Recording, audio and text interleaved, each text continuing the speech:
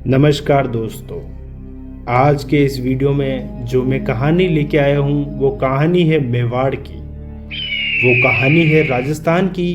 तो वो कहानी है ऐसे बलिदान की जिसकी कल्पना कर पाना भी बहुत ही मुश्किल है। मैं बात कर रहा हूँ हाड़ी रानी की, जिनका बलिदान ना सिर्फ मेवाड़ या राजस्थान ही नहीं बल्कि पूरे हिंदुस्तान के इतिहासों में स्वर्ण अक्षरों से अंकित है।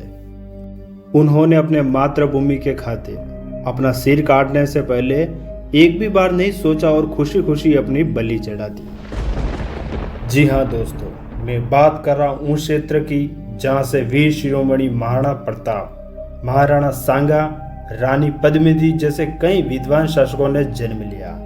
तो दोस्तों, मैं बात कर रहा हूँ राजस्थान के मेवाड़ क्षेत्र की, जहाँ से वीरों ने अपनी मातृभूमि के लिए बलिदान दिया। तो दोस्तों, जानते हैं आखिर क्या वजह रही जिस वजह से हाड़ी रानी ने अपना सिर काटने से पहले तनिक भी नहीं सोचा था।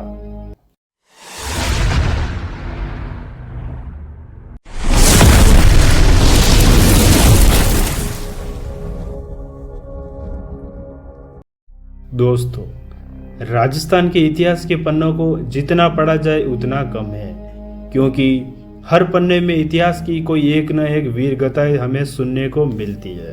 तो ऐसे में आज हम बात करेंगे हाड़ी रानी के बारे में। हाड़ी रानी बूंदी के हाड़ा शासक की बेटी थी, जिनकी शादी मेवाड़ के सलूमर्द के सरदार राव रतन सिंह चुंडावत से हुई थी। बाद में उन्हें इतिहास में हाड़ी रानी के नाम से भी जाना गया। हाड़ी रानी एक ऐसी वीरांगना थी जिन्होंने अपने अस्तित्व की रक्षा के लिए अपने पति को उसका फर्ज याद दिलाने के लिए अपना सिर ही काट के भेंट कर दिया, ताकि वे अपनी नई नवेली दुल्हन के मोहपाश में बंधा अपना राष्ट्र धर्म से विमुख न हो। ये उस समय की बात है जब मेवाड़ पर राणा राज सिंह 1652 से 1680 तक का शासन था।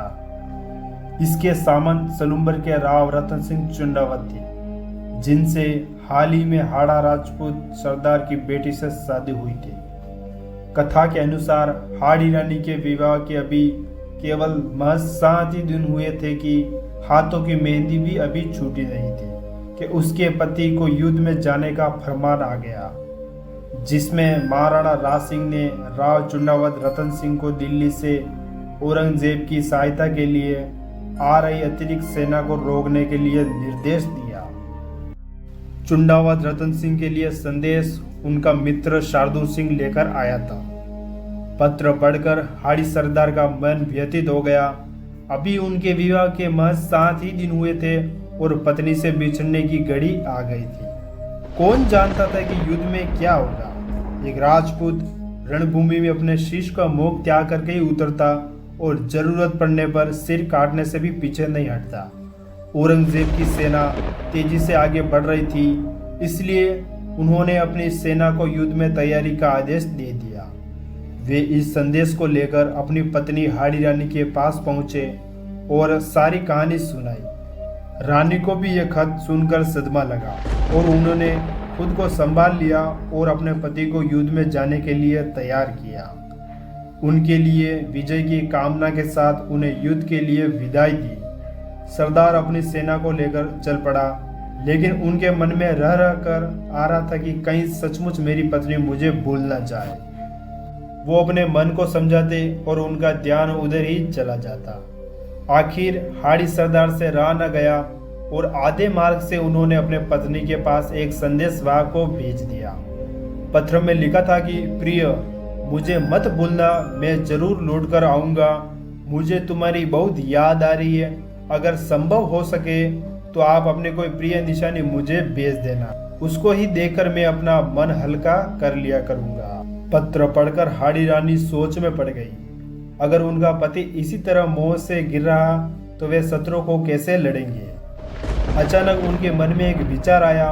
उन्होंने संदेशवाहक को अपना पत्र देते हुए कहा कि मैं तुम्हें अपनी अंतिम निशानी भेज रही हूँ। इसे थाल में सजाकर सुंदर वस्त्र से ढककर मेरे वीर पति के पास पहुँचा देना, किंतु ये याद रखना कि उनके सिवाय कोई और ना देखे। हाड़ी रानी के पत्र में लिखा था कि प्रिय, मैं तुम्हें अपनी अंतिम निशानी भेज रही हूँ। तुम्हें मेरे मोह के बंधनों से आज़ाद कर रही हूँ। आप बेफिक्र होकर अपना कर्तव्य का पालन करना, मैं स्वर्ग में तुम्हारी बाट जोऊंगी। पत्र संदेशवाहक को देकर हाड़ी रानी ने अपने कमर से तलवार निकाली और एक ही झटके में अपना सिर धड़ से अलग कर दिया। संदेशवाहकों की आंखों से आंसू निकल पड़े। स्वर्ण थाली में हाड़ी रानी के कटे सिर को लाल चुंदड़ के पाग से ढककर संदेशवाहक भारी मन से युद्ध भूमि की ओर दौड़ पड़ा। उसको देखकर हाड़ा सरदार ने पूछा, क्या तुम हाड़ी रानी की निशानी ले आए? संदेशवाहक ने कांपते हाथों से थाल उसकी ओर बढ़ा दी। हाड़ी सरदार की आंखें फटी की फटी रह गई और वे फटी आंखों से अपनी पत्नी का सिर देखता रह गया। उसके मोह ने उसकी सबसे प्यारी चीज छीन ली और अब उसके पास जीवन जीने की कोई औचित्य ही नहीं रहा था। उसके मन ही मन कहा था कि प्रिय, मैं तुमसे मिलने आ रहा हूँ। हाड़ा सरदार के मोह के सारे बंधन टूट चुके थे। वे शत्रुओं पर टूट पड़े। इतना अप्रतिम शौर्य दिखाया कि उनकी मिसाल मिलना भी कठिन है। जीवन की आखिरी सांस तक वे लड़ता रहा और औरंगजेब की सहायता सेना को उसने आगे नहीं बढ़ने दिया, जब तक मुगल बादशाह मैदान छोड़कर भाग न गया। इस जीत का श्रेय केवल उसके शौर्य को ही नहीं, बल्कि रानी के उस बलिदान को जाता है जो अब तक के इतिहास को सबसे बड़ा और अस्मरणीय बलिदान माना गया है। आशा करता हूं दोस्तों, आपको आज का ये किस्सा बेहद रोचक, प्रेरणादायक एवं वीरतापूर्ण लगा होगा। ऐसे ही किस्से के लिए आप हमारे चैनल को सब्सक्राइब करें और हमारे चैनल को लाइक करें ताकि हम नए नए वीडियो आप तक लाते रहें। धन्यवाद।